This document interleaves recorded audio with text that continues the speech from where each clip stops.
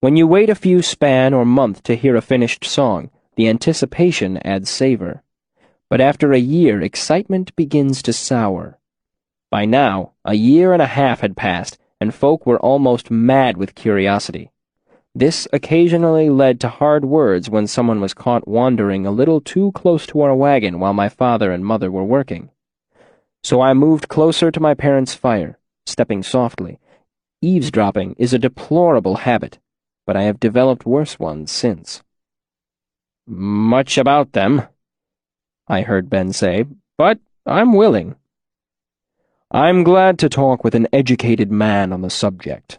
My father's strong baritone was a contrast to Ben's tenor. "I'm weary of these superstitious country folk and the—" Someone added wood to the fire, and I lost my father's words in the crackling that followed. Stepping as quickly as I dared, I moved into the long shadow of my parents' wagon. Like I'm chasing ghosts with this song. Trying to piece together this story is a fool's game. I wish I'd never started it. "Nonsense," my mother said. "This will be your best work, and you know it." "So, you think there is an original story all the others stem from?" Ben asked. "A historical basis for Lanre?" "All the signs point to it," my father said. "It's like looking at a dozen grandchildren and seeing 10 of them have blue eyes. You know the grandmother had blue eyes too. I've done this before. I'm good at it. I wrote Below the Walls the same way, but—" I heard him sigh. "What's the problem, then?" "The story's older," my mother explained. "It's more like he's looking at great-great-grandchildren." "And they're scattered to the 4 corners," my father groused. "And, when I finally do find one, it's got 5 eyes. 2 greens, a blue, a brown, and a chartreuse. Then the next one has only 1 eye and it changes colors. How am I supposed to draw conclusions from that?" Ben cleared his throat. "A disturbing analogy," he said. "But you're welcome to pick my brain about the Chandrian. I've heard a lot of stories over the years." "The first thing I need to know is how many there actually are," my father said. "Most stories say 7, but even that's conflicted. Some say 3, others 5, and in Felior's Fall, there are a full 13 of them. 1 for each pontificate in Aetur, and an extra for the capital." "That I can answer," Ben said. 7. You can hold to that with some certainty. It's part of their name, actually. Chean means 7. Cheandian means 7 of them. Chandrian. "I didn't know that," my father said. "Chean. What language is that? Yiddish?" "Sounds like Tema," my mother said. "You've got a good ear," Ben said to her. "It's Temic, actually. Predates Tema by about 1,000 years. "Well, that simplifies things," I heard my father say. "I wish I'd asked you a month ago. I don't suppose you know why they do what they do." I could tell by my father's tone that he didn't really expect an answer. "That's the real mystery, isn't it?" Ben chuckled. "I think that's what makes them more frightening than the rest of the bogeymen you hear about in stories. A ghost wants revenge. A demon wants your soul. A shambleman is hungry and cold. It makes them less terrible. Things we understand we can try to control. But Chandrian come like lightning from a clear blue sky. Just destruction. No rhyme or reason to it." "My song will have both," my father said with grim determination. "I think I've dug up their reason, after all this while. I've teased it together from bits and pieces of story. That's what's so galling about all this, to have the harder part of this done and have all these small specifics giving me such trouble." "You think you know?" Ben said curiously. "What's your theory?" My father gave a low chuckle. "Oh, no, Ben. You'll have to wait with the others.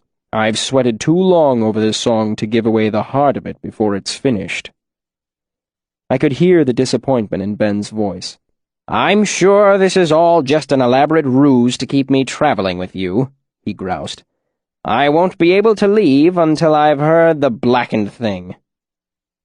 "Then help us finish it," my mother said. "The Chandrian signs are another key piece of information we can't nail down. Everyone agrees there are signs that warn of their presence, but nobody agrees on what they are." "Let me think," Ben said. "Blue flame is obvious, of course, but I'd hesitate to attribute that to the Chandrian in particular. In some stories, it's a sign of demons. In others, it's fey creatures or magic of any sort." "It shows bad air in mines, too," my mother pointed out. "Does it?" my father asked. She nodded. "When a lamp burns with a blue haze, you know there's fire damp in the air." "Good Lord, fire damp in a coal mine?" my father said. "Blow out your light and get lost in the black, or leave it burn and blow the whole place to flinders. That's more frightening than any demon." "I'll also admit to the fact that certain arcanists occasionally use prepared candles or torches to impress gullible townsfolk," Ben said, clearing his throat self-consciously. My mother laughed. "Remember who you're talking to, Ben. We'd never hold a little showmanship against a man. In fact, blue candles would be just the thing the next time we played Daonica. If you ever happen to find a couple tucked away somewhere, that is." "I'll see what I can do," Ben said, his voice amused. "Other signs. One of them is supposed to have eyes like a goat, or no eyes, or black eyes. I've heard that one quite a bit. I've heard that plants die when the Chandrian are around. Wood rots, metal rust, brick crumbles." He paused. "Though I don't know if that's several signs or all one sign." "You begin to see the trouble I'm having," my father said morosely. "And there's still the question as to if they all share the same signs, or have a couple each." "I've told you," my mother said, exasperated. "One sign for each of them. It makes the most sense." "My lady wife's favorite theory," my father said. "But it doesn't fit. In some stories, the only sign is blue flame. In others, you have animals going crazy and no blue flame. In others, you have a man with black eyes and animals going mad and blue flame." "I've told you how to make sense of that," she said, her irritated tone indicating that they'd had this particular discussion before. "They don't always have to be together. They could go out in 3s or 4s. If one of them makes fires dim, then it'll look the same as if they all made the fires dim. That would account for the differences in the stories. Different numbers and different signs depending upon how they're grouped together." My father grumbled something. "That's a clever wife you've got there, Arl." Ben spoke up, breaking the tension. "How much will you sell her for?" "I need her for my work, unfortunately. But if you're interested in a short-term rental, I'm sure we could arrange a There was a fleshy thump, followed by a slightly pained chortle in my father's baritone. "Any other signs that spring to mind?" "They're supposed to be cold to the touch, though how anyone could know that is beyond me. I've heard that fires don't burn around them, though that directly contradicts the blue flame. It could—" The wind picked up, stirring the trees. The rustling leaves drowned out what Ben said. I took advantage of the noise to creep a few steps closer. "Being yoked to shadow, whatever that means," I heard my father say as the wind died down. Ben grunted. "I couldn't say either. I heard a story where they were given away because their shadows pointed the wrong way, toward the light. And there was another where one of them was referred to as Shadowhamed. It was something the Shadowhamed. Damned if I can remember the name, though." "Speaking of names, that's another point I'm having trouble with," my father said. There are a couple dozen I've collected that I'd appreciate your opinion on. The most— Actually, Arl, Ben interrupted, I'd appreciate it if you didn't say them out loud. Names of people, that is. You can scratch them in the dirt if you'd like, or I could go fetch a slate, but I'd be more comfortable if you didn't actually say any of them. Better safe than sore, as they say. There was a deep piece of silence. I stopped mid-sneak with one foot off the ground, afraid they'd heard me. Now, don't go looking at me like that, either of you, Ben said testily. We're just surprised, Ben, came my mother's gentle voice. You don't seem the superstitious type. I'm not, Ben said. I'm careful. There's a difference. Of course, my father said. I'd never— Save it for the paying customers, Arl. Ben cut him off, irritation plain in his voice. You're too good an actor to show it, but I know perfectly well when someone thinks I'm daft.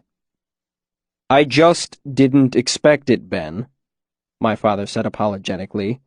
You're educated, and I'm so tired of people touching iron and tipping their beer as soon as I mention the Chandrian. I'm just reconstructing a story, not meddling with dark arts. Well, hear me out. I like both of you too well to let you think of me as an old fool, Ben said. Besides, I have something to talk with you about later, and I'll need you to take me seriously for that. The wind continued to pick up, and I used the noise to cover my last few steps. I edged around the corner of my parents' wagon and peered through a veil of leaves. The three of them were sitting around the campfire. Ben was sitting on a stump, huddled in his frayed brown cloak. My parents were opposite him, my mother leaning against my father, a blanket draped loosely around them. Ben poured from a clay jug into a leather mug and handed it to my mother. His breath fogged as he spoke. How do they feel about demons off in Atur? He asked. Scared. My father tapped his temple. All that religion makes their brains soft. How about off in Vintas? Ben asked. Fair number of them are Talons. Do they feel the same way? My mother shook